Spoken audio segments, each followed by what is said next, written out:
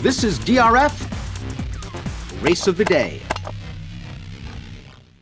Hi, everybody. Dan Illman and Mike Beer, the DRF Race of the Day for Wednesday, March the 24th, race number 10 at Gulfstream Park. We kick off Florida Derby week with a maiden claimer, and it's a big and overflow field. Let's take a peek at it.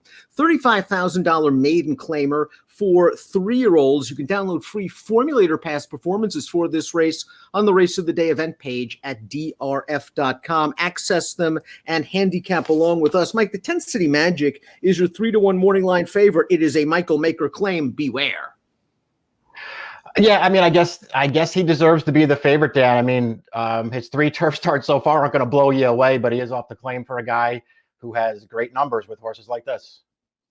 Let's throw up the Timeform US Pace Projector, because this is a race, several surface changes, several class droppers, several horses that are unexposed. We see the 11 Core Curriculum, who was only raced once in his career. That was a dirt race at Tampa Bay Downs, expected to make the lead. He was on the pace in that race.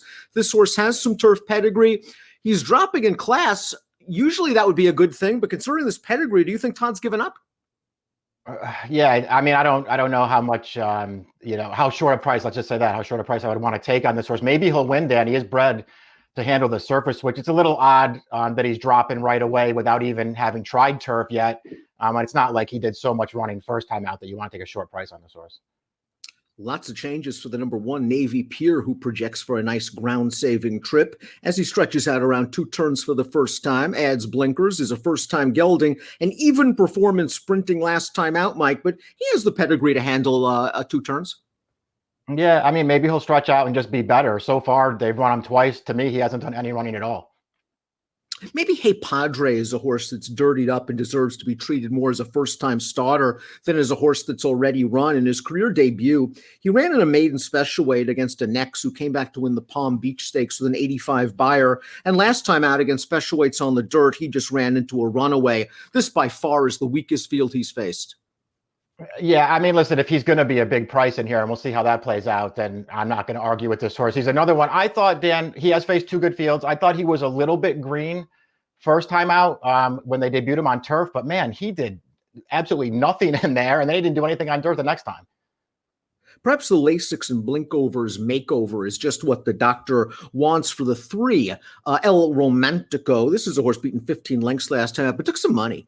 Bet down to 7-2 that day, and that field was okay. The 3rd place source came back to win a $40,000 maiden with a 61 buyer. Then 3rd against starter foes with a 65. 2 back, the horse earned a decent fig against specials. He did. That was a much better field. At least he was competitive that day. I mean, he was 1,000,000 to 1 in there, but at least he was competitive. They're going to drop him a little bit this time with Lasix on. Maybe he'll do better, Dan. He's far from impossible in here. Especially the number 4 is one of the few horses in this race with established turf form. Let's go back to his most recent effort at this level. 2nd start of the Gulfstream Park meet. He's going to finish 3rd at even money. He was pulling hard in the early portion of this race, and he's going to finish in sort of a one-paced manner. I thought it was an okay effort. He is not facing the greatest field in the world, and he figures to be right there. Yeah, I mean, I guess we'll see what he does. I thought he was one of the ones you certainly wanted to consider. His 2 turf races they're okay. I personally, Dan, didn't care for the ride he got first time on turf 2 starts back. It felt like they could have made the lead there, but they decided to concede it, and then he wound up getting wired after getting jammed in behind the horse on the lead all through the 2nd turn in the stretch. And I thought he ran fine there. I wasn't blown away with his race last time, but I guess it makes him a contender. And one of the horses he finished ahead of most recently came back to run 2nd for 25 with a 59 buyer. American Great is the number 5, expensive son of American Pharaoh. It doesn't appear this one's panned out just yet, but this is also the first time he has raced on turf in a maiden claiming race. He ran on turf on January the 2nd, and the winner of that race is a nice horse who came back to win the Columbia at Tampa Bay with an 86 buyer, one of 4 next out winners to emerge from that tough race. Yeah, I mean, this is definitely a horse I think you want to take a look at in here. Who knows how good he is? So far, he hasn't really done that much, but it feels like the right class drop for him. The last time he was on turf, he was just in against a way better field.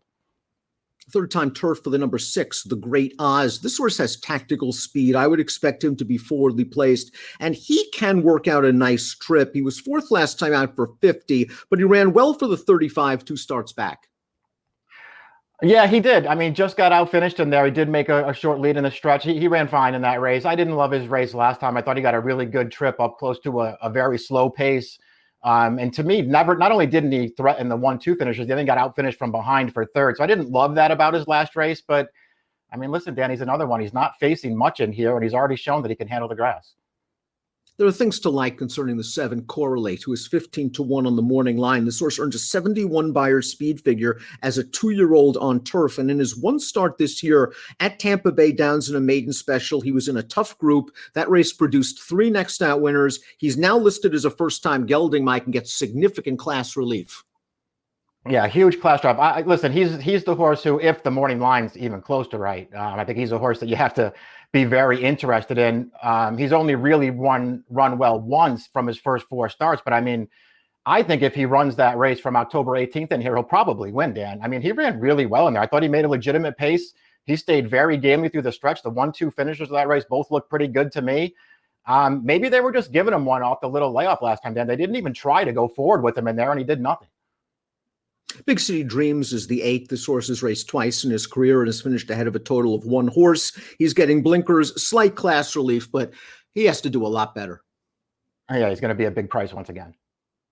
Bold Minister, the number 9, is one of the horses trying turf for the first time. Little known about the sire Firing Line's progress with his turf horses.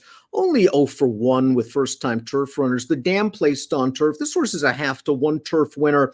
The lack of early speed is the major concern for me. This horse just really needs a lot of luck from a pace and race flow standpoint.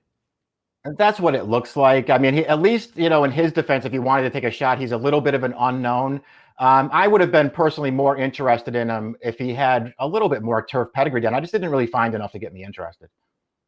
Here's the morning line favorite, the 10 City Magic's most recent start. He just misses as the 2-to-1 favorite for a $25,000 tag. And as mentioned in the open, he was taken out of that race by a super trainer in Mike Maker. But Mike, just didn't he have everything his own way in this race? Maybe he had to go a little bit quick in the first quarter, but he got a breather down the backstretch and he gets run down by Big Blue. Yeah, he didn't really have any excuse in here.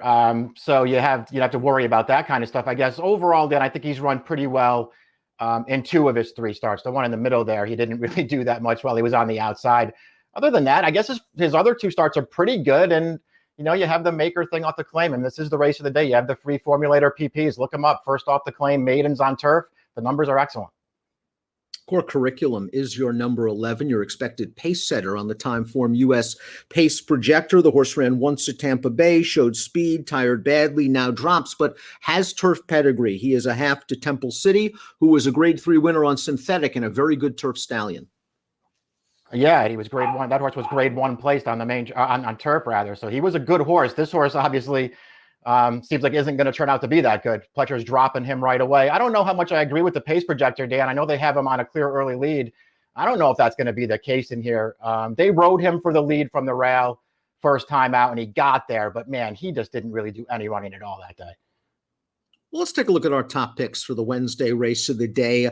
Lots of question marks in here, lots of drop downs, lots of horses doing new things. I want a big price. I'm going for the 12 Brett's World, who was claimed out of his last race by a barn that's having a really nice meet. Now, Poseidon's Warrior, his sire, does not have great numbers with first-time turf runners. This horse is a 1/2 to a stakes place turf horse, and he ran against some decent company on dirt, Capo Kane and Shack Queen King up at Laurel. So maybe he's a little bit dirtied up. The blinkers are off and he can get at least close to the pace. It's a tough post. It is. I mean, I can't argue with going for a horse like him in here. It feels like the established turf horses, there's not that much to get interested in. I put the Maker claim second because I guess he's sort of the most logical horse in here. I want Correlate in here. I'm hoping he gets back to something like that second career star where I just thought he ran a race that would beat this field. And I think he should be a lot closer to the pace this time around. So I'll go for a chance. The 12 Brett's World, 12-11-6-5, Mike 7-10-11-6 in your Wednesday race of the day, the finale at Gulfstream Park. Good luck.